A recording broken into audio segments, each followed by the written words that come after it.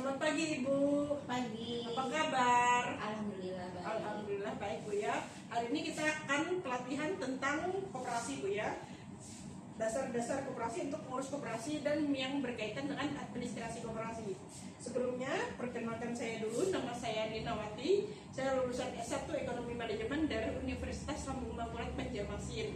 Setelah lulus kuliah, saya bekerja di Koperasi PLN sebagai staf simpan pinjam. Kemudian selanjutnya saya bekerja di Bank Mega sebagai teller dan dipromosikan sebagai Operation Control Monitoring untuk desain dari Bank Mega. Kemudian saya lanjut bekerja sebagai petugas penyuluh koperasi lapangan. Selama 10 tahun itu pekerjaan saya membina koperasi-koperasi yang ada di Kabupaten Kapuas yang ada 17 kecamatan di situ.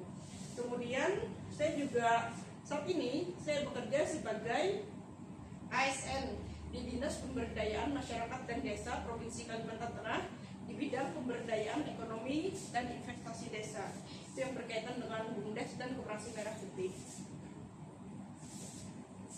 Sebelum kita memulai aktivitas kita hari ini, mari kita berdoa. Berdoa dimulai. Doa selesai. Sebelum kita mulai, Ibu bisa perhatikan colokan di sekitar Ibu, apakah ada kabel-kabel yang yang putuskah atau yang terlepas, kita cek sebagai keamanan. Terus juga wifi-nya apakah jalan, dan juga audio videonya apakah terdengar jelas, dan kecerahan layarnya diperhatikan Bu ya, supaya tidak terlalu terang karena kan bikin sakit mata, karena lumayan kita presentasinya hari ini sekitar 20 sampai 30 menit. Kemudian posisi duduk juga diberikan senyaman mungkin supaya Ibu tidak sakit pinggang pada saat saya presentasi. Kemudian meja kantor apakah posisinya nyaman buat Ibu duduk? Dan makanan dan minuman apakah tersedia, dan juga nanti bisa istirahat pada saat coffee break Bu ya. Oke baik, kita lanjut.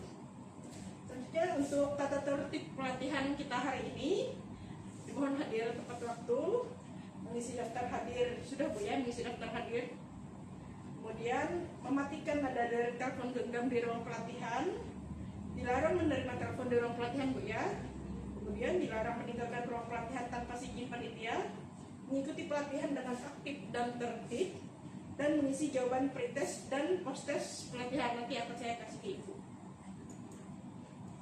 Selanjutnya, tujuan pelatihan ini adalah supaya pengurus koperasi dapat melaksanakan rapat anggota dan menyusun laporan keuangan, dan juga dapat melakukan administrasi organisasi koperasi.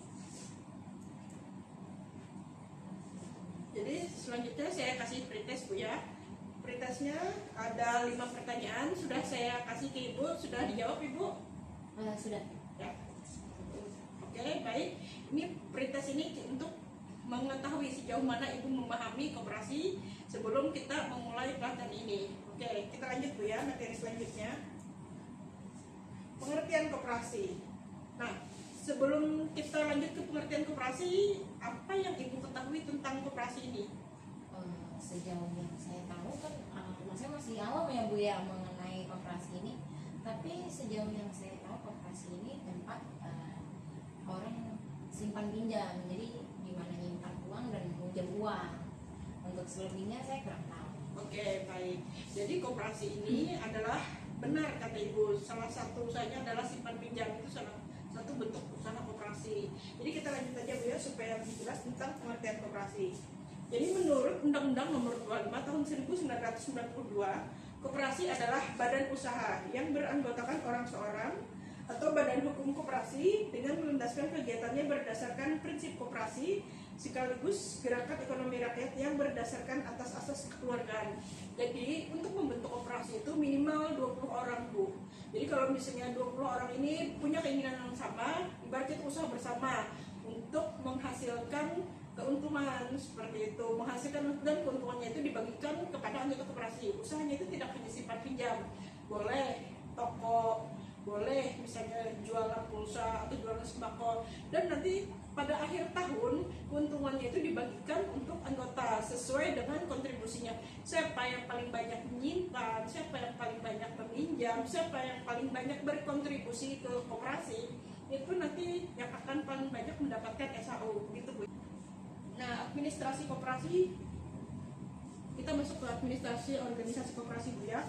Itu fungsinya untuk mempersiapkan administrasi organisasi dengan mengecek ketersediaan standar operasional prosedur, formulir keanggotaan, serta melengkapi sarana dan buku administrasi organisasi koperasi. Ada 16 buku. Kemudian melaksanakan administrasi keanggotaan dan kepengurusan, mengevaluasi dan melaporkan administrasi organisasi.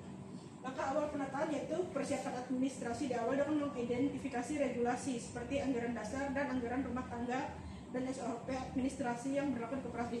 Jadi anggaran dasar dan anggaran rumah tangga itu dibahas pada saat rapat anggota. Di situ mencakup semuanya, mencakup tentang kepengurusan, tentang usaha koperasi, anggota koperasi, dan yang berkaitan dengan aturan-aturan di koperasi tersebut. Kemudian seluruh sarana pencatatan berupa buku administrasi fisik maupun sistem digital harus disiapkan dan dipastikan legalitasnya sebelum digunakan dalam operasional harian. Nah, ini 16 buku administrasi koperasi yang wajib, karena dalam penilaian koperasi berprestasi 16 buku koperasi ini wajib ada koperasi dan akan dicek oleh tim penilai. Isinya dia, yang pertama fondasi legalitas dan ketertiban. Amanat Undang-Undang Nomor 25 Tahun 92 tentang Regulasi Kemenkop wajib menyelenggarakan 16 buku administrasi sebagai catatan resmi dan bukti otentik seluruh aktivitas kelembagaan. Jadi, kelengkapan 16 buku ini menjadi parameter keberhasilan audit internal, penilaian tingkat kesehatan oleh pemerintah, serta landasan transparansi saat rapat anggota tahunan.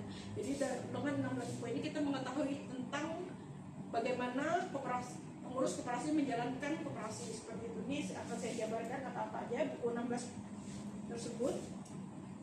Yang pertama, pengelompokan 16 buku untuk keanggotaan dan SDM, untuk keuangan dan aset, untuk risalah rapat dan pengendalian.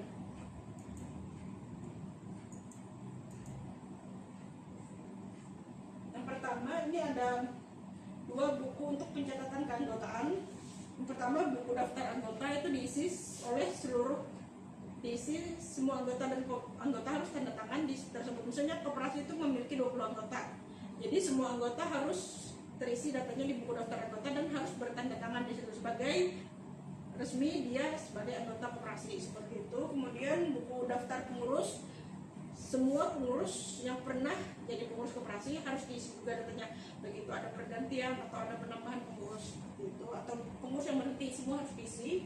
Kemudian pengawasan dan manajemen, yaitu buku daftar pengawas dan buku daftar karyawan atau manajer, itu sama seperti pengurus dan anggota harus diisi juga bukunya. Selanjutnya kelompok 2, keuangan dan inventaris, itu yang kelima, buku simpanan anggota mencatat seperti simpanan pokok, simpanan wajib, dan simpanan sukarela anggota koperasi. Selanjutnya yang keenam, buku pinjaman anggota. Anggota yang meminjam di koperasi itu dicatat dalam buku pinjaman anggota. Ketujuh, buku daftar inventaris. Misalnya koperasi memiliki inventaris seperti komputer, printer, kulkas, itu dicatat di buku inventaris supaya tahu nih apa aja inventaris koperasi. Kemudian kelompok 3, notulensi dan risalah rapat. Jadi yang ke-8 itu buku notulen rapat anggota. Jadi setiap ada rapat anggota diisi di buku notulen rapat anggota hasil rapatnya. Kemudian notulen rapat pengurus. Notulen rapat pengurus ini kadang pengurus itu melaksanakan rapat sebulan sekali atau 3 bulan sekali. Itu diisi hasil keputusan rapatnya di buku notulen rapat pengurus. Kemudian notulen rapat pengawas, sama kalau pengawas mengadakan rapat diisi di buku notulen rapat pengawas. Kemudian buku tamu. Jadi siapa yang berkunjung ke koperasi itu disarankan wajib mengisi buku tamu supaya tahu siapa aja nih yang berkunjung. Lanjut, buku saran anggota. Kalau anggota ingin memberikan saran kepada pengurus koperasi, boleh mengisi buku saran anggota.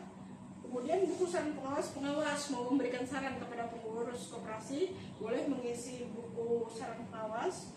Kemudian buku anjuran penjabat, itu misalnya pejabat dari dinas koperasi atau dinas terkait yang berkunjung ke koperasi ingin memberikan saran, bisa mengisi buku anjuran pejabat.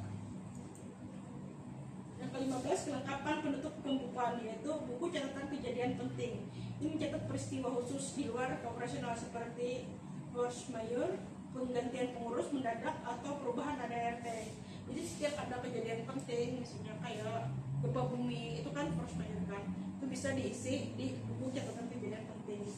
Kemudian buku agenda dan ekspedisi, itu untuk mengisi surat masuk dan surat keluar, seperti itu.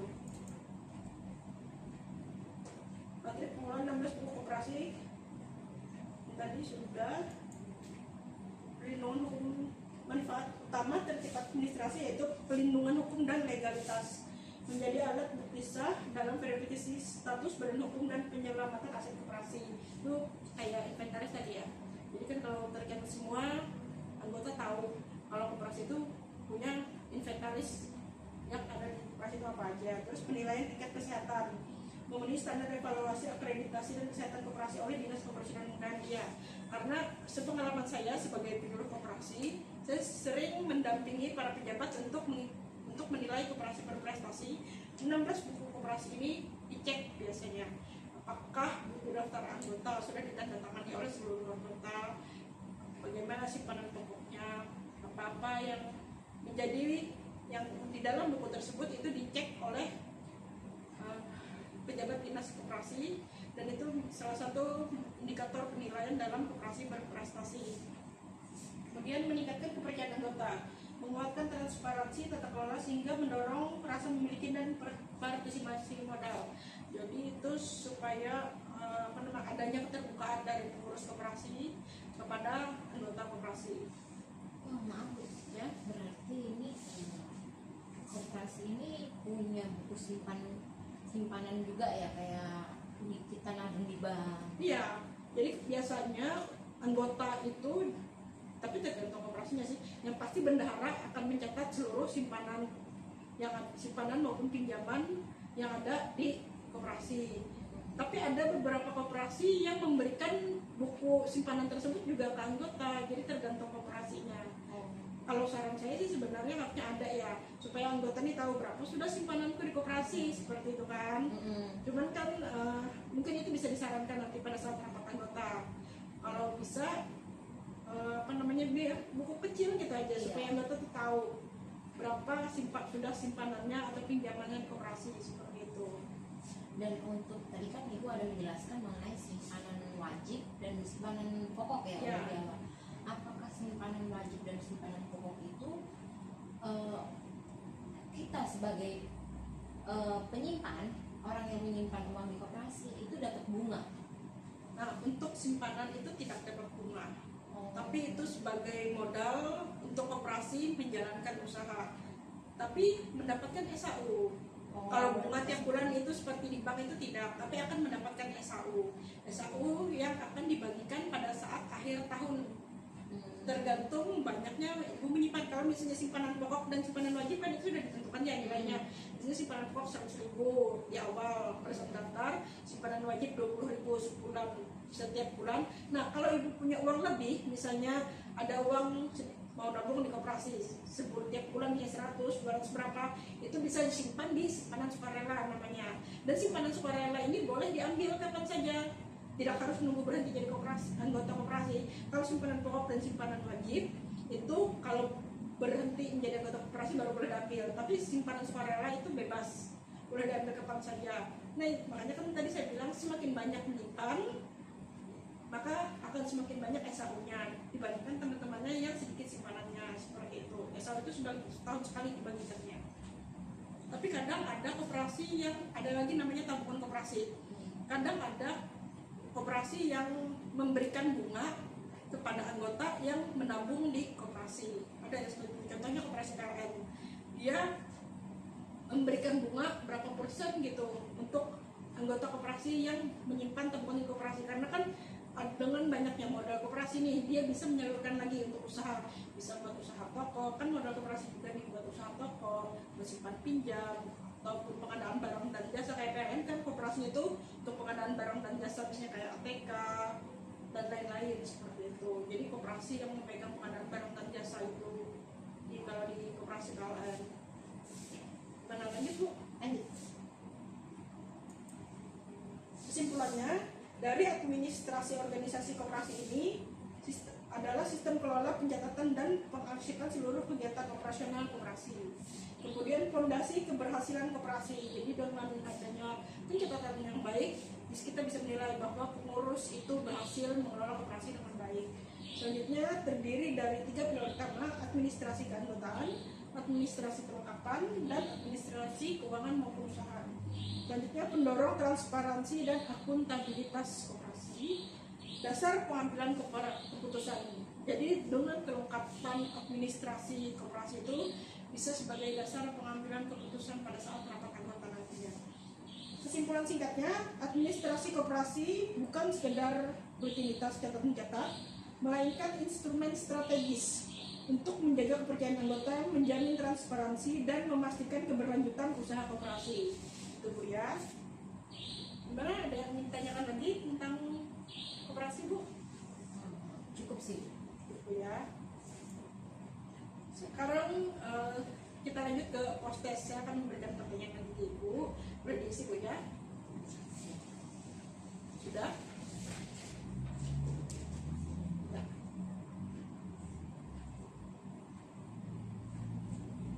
Iya. Oh, ya, sudah Bu ya. Ya, terima kasih Ibu atas waktunya hari ini. Jadi post-test ini bertujuan untuk mengetahui bagaimana pengetahuan Ibu tentang koperasi setelah mengikuti pelatihan ini Bu ya. Gimana? Ibu sudah memahami atau pusing, bingung? Sudah cukup memahami sih Bu. Oh ya, oke, baik Bu. Baik Bu ya.